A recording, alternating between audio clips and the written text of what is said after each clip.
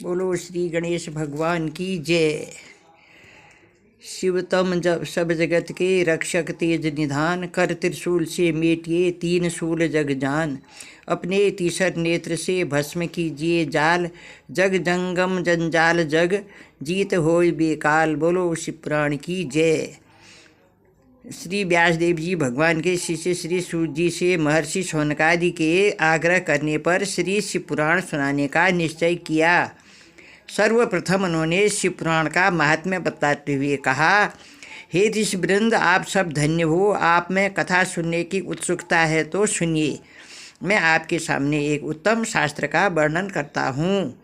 यह शास्त्र भक्ति उत्पन्न करने वाला, शिव को प्रसन्न करने वाला, काल रूप सर्प का नाश करने वाला रसायन रूप है। सर्वप्रथम इस शास्त्र का वर्णन स्वयं शिव ने अपने श्रीमुख से ही श्री संत कुमार जी से किया, इसलिए इसका नाम शिव पुराण है। फिर श्री संत कुमार जी ने महर्षि वेद व्यास जी से इस शास्त्र का वर्णन किया। फिर व्यास जी ने लोकोपकार के लिए संक्षेप में कहा, इस शास्त्र के श्रवण पठन तथा मनन करने से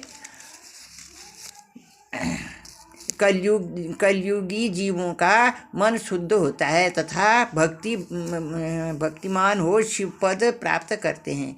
इसके श्रवण मात्र से मुक्ति, भक्ति तथा राजसूय एवं अग्नि सोमादि यज्ञों का फल प्राप्त होता है। इसके श्रोतागण शिव रूप होते हैं। इसके श्रोतागणों की चरण रज तीर्थ रूप है। यदि श्रवण करने में सारा समय नहीं मिलता तो 2 घड़ी ही सही बैठकर 1 घंटा भर सुन ले। यदि प्रतिदिन न सुन सकें तो पवित्र महीनों में श्रवण करें। 1 मुहूर्त, आधा मुहूर्त किंवा आधा क्षण ही सही इस पुराण को अवश्य श्रवण करें। इसी से दुर्गति नाश होती है। श्रोता पुरुष संसार के कर्म बंधन को पार कर जाता है। हे महर्षियों, सर्व प्रकार के दान एवं यज्ञों के करने से जिस फल की प्राप्ति होती है वह फल इसके श्रोता को स्वयं ही प्राप्त हो जाता है। इसका श्रवण एवं शिव नाम कीर्तन कल्प वृक्ष के समान फलदायक है। धर्माचरण त्यागने वाले दुर्बुद्धियों के लिए तो यह सुपुराण मानो अमृत ही है। अमृत से तो केवल पीने वाला ही अमर होता है, किंतु इस रसामृत से सारा कुल ही अमर हो जाता है। इस ग्रंथ की 7 संहिताएं हैं, 24,000 श्लोक हैं। इन्हें भक्ति ज्ञान वैराग्य के साथ आदर पूर्वक सुने। 7 संहिताएं हैं, विश्वेश्वर संहिता, रुद्र संहिता, शतरुद्री, कोटि रुद्री, उमा संहिता, कैलाश संहिता एवं 7वीं वायु संहिता।